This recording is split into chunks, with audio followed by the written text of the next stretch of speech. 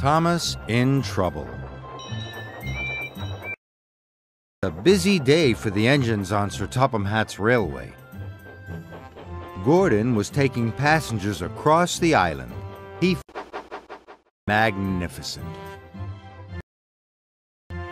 Henry was delivering logs to the lumber yards.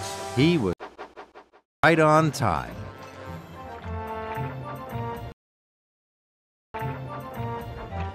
Percy was pleased to be pulling mail cars.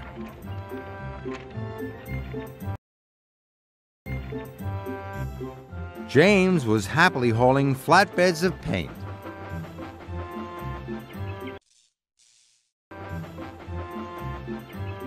And Salty was carefully shunting wagons of fish at Brendam docks. Thomas and Emily were at the fitter's yard for repairs. I can't wait to get back to work. I'm taking the school choir to their concert.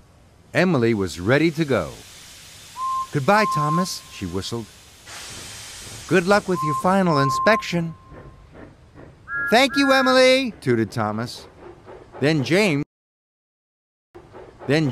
puffed in to deliver his paint.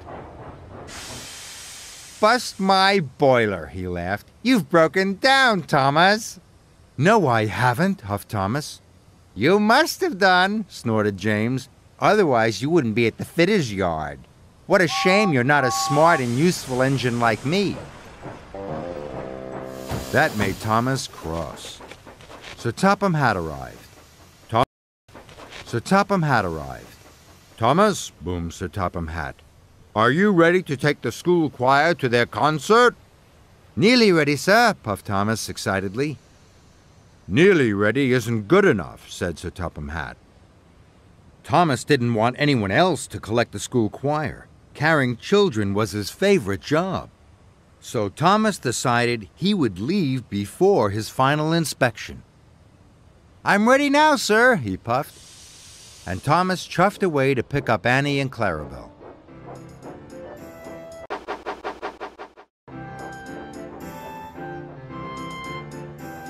Thomas was puffing up the line. He began to make strange noises. Annie and Clarabelle knew something was wrong. Something's wrong, clackety-clong, clackety-clong. Something's wrong. But Thomas wasn't listening. The school choir cheered when they saw Thomas. All aboard! Chuffed Thomas cheerfully as he clankety-clonged into Knapford Station. Who is making that nasty noise? Wheezed Emily. Emily saw. Who is making that nasty noise? Wheezed Emily. Emily saw it was Thomas. Did you have your final inspection? Asked Emily. This made Thomas cross. I'm fine, he huffed, and he steamed away with the choir on board. Thomas rattled even more. Clackety-clong, clackety-clong. Later, Thomas had to stop at a signal. He was feeling hot and bothered. Toby saw that something was wrong with Thomas. Did you take on enough water at the fitter's yard? This made Thomas even more cross. There's nothing wrong with me. Just then, the signal changed. Thomas puffed away.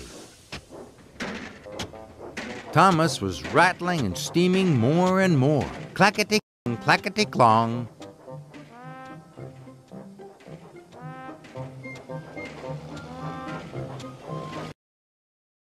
Percy was waiting at a crossing. What's happened to you, Thomas? Cried Percy. You look puffed out. Bother, steamed Thomas. He didn't like being told there was something wrong with him. There's nothing wrong with me, Percy, Thomas huffed. The barrier opened. Thomas rattled away. Clackety-clong, clackety-clong. Then there was trouble. Began to chuff slower and slower. I need a rest, he gasped. Thomas clackety-clonged into a siding. Steam burst from his boiler, and black smoke flew from his funnel. With a final clackety-clong, Thomas broke down. Thomas felt terrible. The school choir began to sing to pass the time. The children will be late for their concert, Thomas wailed sadly. And it will all be my fault. I've let everyone down. Thomas was upset. Just then, Gordon puffed around the bend. Upset. Just then, Gordon puffed around the bend. I've broken down, groaned Thomas. Sorry, Thomas, steamed Gordon. I'm a guaranteed connection. Now what am I going to do? Cried Thomas. He was worried. Then Thomas heard a whistle. It was James. If I ask James for help, he'll laugh at me again. But I don't want the children to miss their concert. So Thomas tooted as loud as he could toot. Stop! Bust my boiler, laughed James. I said you were a broken-down little engine. I am, sighed Thomas. I am, sighed Thomas, so I need your help. Can you take the children to their concert? Thomas whistled. Now James didn't laugh at Thomas. He could see Thomas was in trouble, and he was happy to help his friend.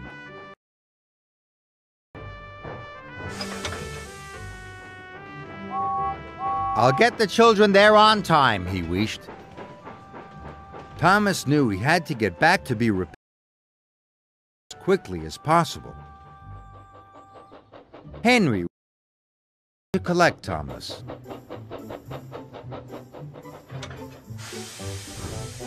He soon buffered up and shunted Thomas to the fitter's yard. Before long, Thomas was as good as new. He had even waited for his final inspection. Sir Thomas had arrived. You have been very patient, Thomas. I have a special job for you. You are to collect the choir and bring them home again. Thank you, sir, chuffed Thomas. He was delighted. Clangety-clong. Nothing is wrong, he laughed, and Thomas smiled all the way to the concert.